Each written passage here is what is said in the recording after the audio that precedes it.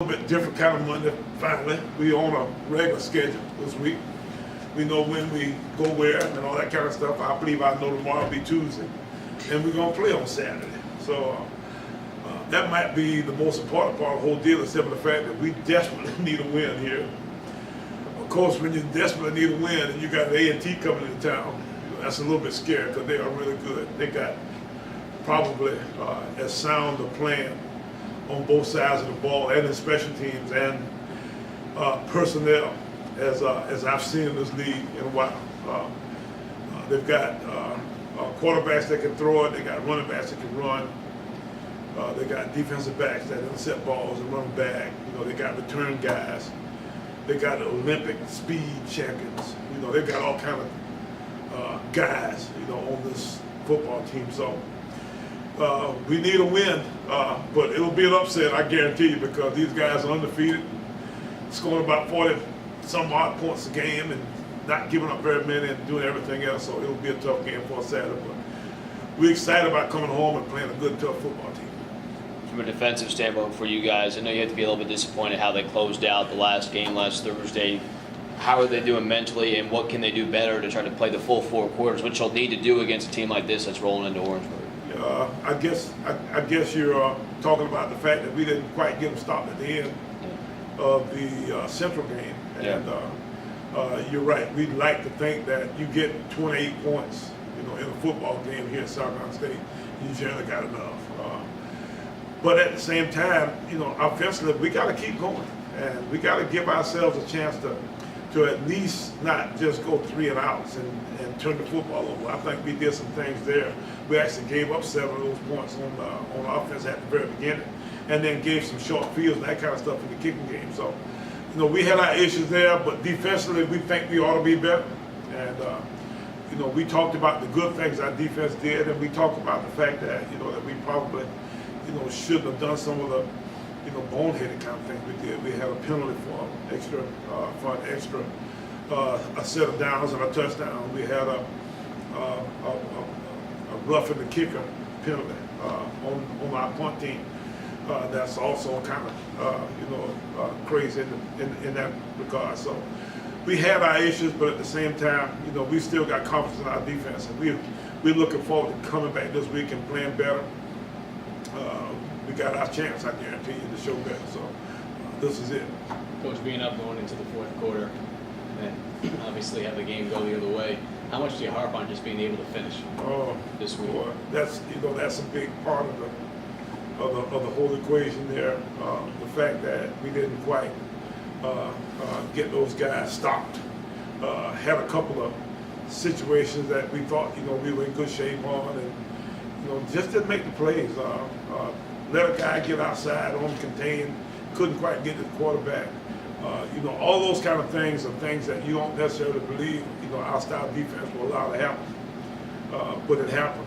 The 4th and 2 call, you know, we felt like, you know, was a good opportunity for us to get them stopped, and we didn't get that done. So there's just so many instances and so many things that went wrong in that game that we didn't do until it's kind of hard to point out any one single thing.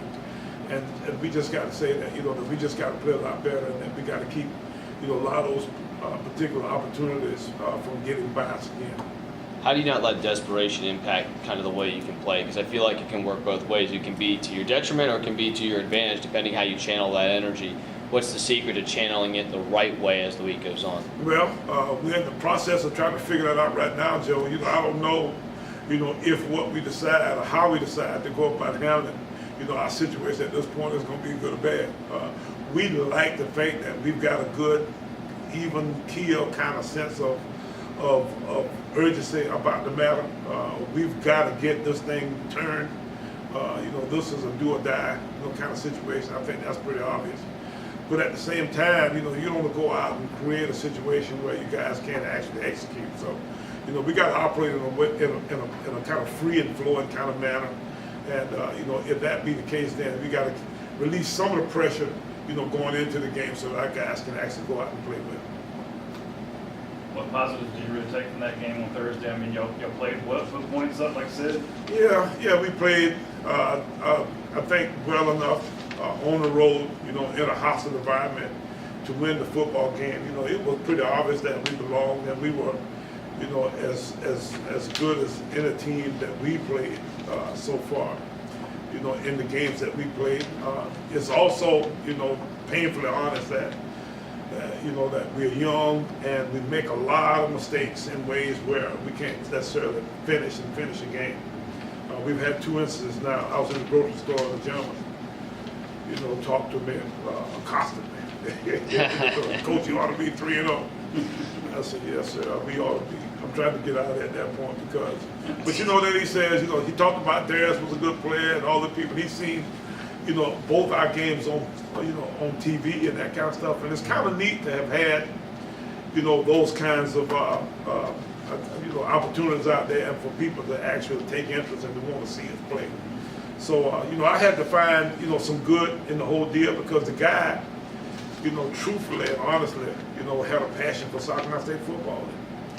So that's what happens when you go out and mix in this community. So there's a passion there about it. And we've got to make sure that we understand just how big a deal it is, for us to figure out how to get this thing curved, for us to get the chance to make a big, we need a big win. And, this is going to be a tough one to get it done with, but at the same time, you got to, take them as they come. Personnel-wise, is there anything you could do differently? I know you had some banged-up guys in the trenches, especially on the offensive line. I mean, is there anything you can do, maybe mix or match to try to generate a little bit more of a spark on either side? Well, that's, a thought, and hopefully we'll get Robbie Stevenson back.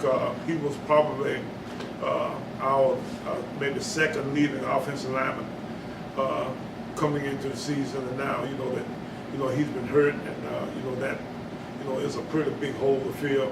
I think we've moved some people around trying to make that kind of go away. Hopefully what will happen is he'll be back this week, even if not at full speed enough that he can at least be better than what we've got there. But now, at this point, we'll see. The rest of the offensive line is kind of a work in progress. We've got Kendrick here, the guard now. He's a junior college transfer guy who hadn't played in the offensive line before, who's really starting to come on well. Victor Ishmael at center, I think is doing good.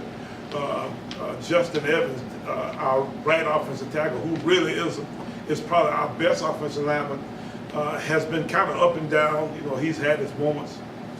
We had some butts at the offensive line on Saturday, which is a little bit uncharacteristic, of what goes on that way. That's been probably the biggest issue in our whole scheme, trying to get them going again because those guys are, a little bit behind with the youth and the inexperience that we play in. How do you disrupt what A&T can do? I mean, just looking at some of the numbers, their quarterback is really efficient, 70% completion rate. They have 3 running backs that average almost 6 yards a carry. I mean, how do you just disrupt the flow they seem to generate on that side of the ball? Well, we got to create a way to be aggressive and awfully fundamental, in our approach to things. We got to tackle well. They put you in space a lot and make those guys, make plays. We got to be really good at trying to find ways to, to make them be a little bit left-handed. They've got 3 or 4 guys that you've got to have an idea, where they are pretty much at all times.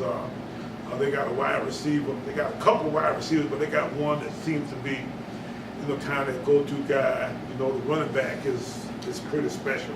They had the Coin guy last year when he was gone. I thought, this wouldn't be nearly as hard now, since he's gone. And, the guy, the 22 running back, the Carmack kid they're playing, seems to be, really playing good. And he's a violent kind of runner kind of guy. They got the young man from that transferred there from Carolina that's playing some too, the Smith guy. So they've got some running backs there that you got to really be careful. And then their quarterback, of course, you said he's completing that high percentage of balls, is probably playing about as well as anybody in this league at that position right now. So you're exactly right. We've got to make sure that we do all we can to understand the strengths of those guys and try to work on the team that we can take away some of those kinds of things. Coach, with the comments that the president made this week, I know it was more directed towards the NFL. And I know this is an area I don't really like to talk about too much, mixing politics and sports, but unfortunately, even being at the Panthers game yesterday, talking to those coaches and players, it it's an unfortunate situation that this has got to the point that it has. How would you, have you talked with your team at all, if they wanted to do their own type of protest, or how would you handle that situation if, some of these young men felt like it was, they needed to do something? Right. Well, we hadn't had that problem in college football. It's a little different take on how we deal with the national anthem.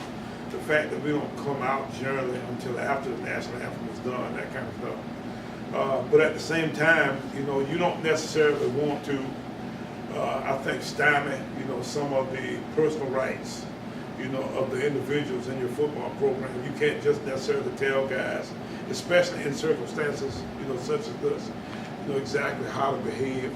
But we do try our best to make sure that we, are as respectful as we possibly can of everybody involved, and then hopefully, at some point, we can survive in a way where, we can all just learn to get along. With the schedule so top-loaded, with, 3 of these first 4 games being so tough, you see the next 3 after this one, they've got 1 win between them. So how big is it? Not all the eggs in one basket, but tell the guys to focus on this one game, and the train might get rolling. I mean, it's gotta be. That's the big deal at this point. If we can find a way to win this football game, then I think we'll be in it. And that's kind of the whole mission at this point, to find a way to get ourselves back on a good, kind of path where we get a win this weekend. We put all our eggs in the A&T basket at this point, and whether or not we can make it all happen is that it's right at hand right now. So we don't necessarily feel like we want to try to even know what's behind this particular game. When they start talking about one game at a time, this might be the truest sense of it all at this point, because of the fact that we want so desperately, a way to figure out how to help this team win this football game this